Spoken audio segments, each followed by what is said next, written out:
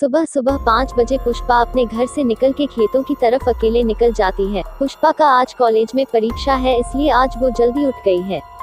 पुष्पा गांव में रहने वाली लड़की है। पुष्पा अपने 2 बहनें और एक भाई के साथ रहती है। पुष्पा के घर के थोड़ी सी दूरी में खेत था और पुष्पा कुछ देर के बाद खेत से घूम के आ जाती है और पास के कुएं में अपने हाथ पैर धोने चली जाती है। पुष्पा को वहां किसी के होने का एहसास होता है, पर पुष्पा उसको अनदेखा कर देती है, क्योंकि पुष्पा भूत प्रेत पे विश्वास नहीं करती और भूत प्रेत की बातें उसको बकवास लगती थी।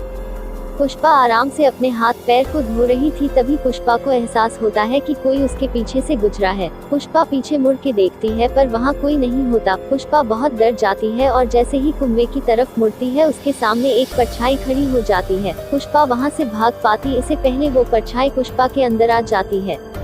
फिर वो परछाई पुष्पा के साथ उसके घर चली जाती है और रसोई में सामान को इधर उधर फेंकना शुरू कर देती है। रसोई से आवाज आने पे पुष्पा के घर वाले सब जाग जाते हैं और रसोई में पुष्पा को अजीब हरकतें करते देखते हैं। फिर पुष्पा को उसके घर वाले उसके कमरे में ले जाते हैं। पुष्पा का बाल पूरी तरह से खुले होते हैं और वो अजीब तरह से चल भी रही होती है। पुष्पा के घर वाले पुष्पा को देख डर जाते हैं और पास के एक पंडित के पास जाते हैं और उसे अपने घर लेके आते हैं।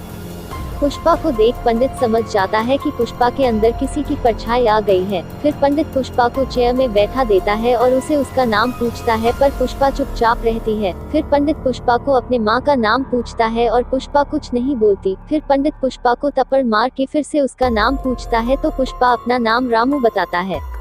अब घर में सबको पता चल जाता है कि पुष्पा को किसी परछाई ने पकड़ा है। फिर पंडित उस परछाई से पूछता है कि तुम क्यों आए हो यहाँ पे, तो परछाई कहता है कि वो कुएं पे बैठा था और पुष्पा वहाँ आ गई। फिर पंडित उस परछाई को जाने को कहता है, पर परछाई मना कर देता है, जिससे पंडित तंत्र मंत्र पढ़ना शुरू कर देता है, जिससे परछाई रोना शुरू कर देता है और अचानक से वहाँ से उठ के कुएं की तरफ भागना शुरू कर देता है और जहाँ परछाई पुष्पा पे हावी हुई थी वहीं जाके गिर जाता है। पुष्पा के घर वाले भी पुष्पा के पीछे पीछे दौड़ते हैं और पुष्पा को कुआं में गिरा देख उसे उठाते हैं। फिर पंडित पुष्पा को लेके उसके घर जाता है और पुष्पा से उसका नाम और घर वालों के नाम पूछती है। इस बार पुष्पा सब कुछ बता देती है।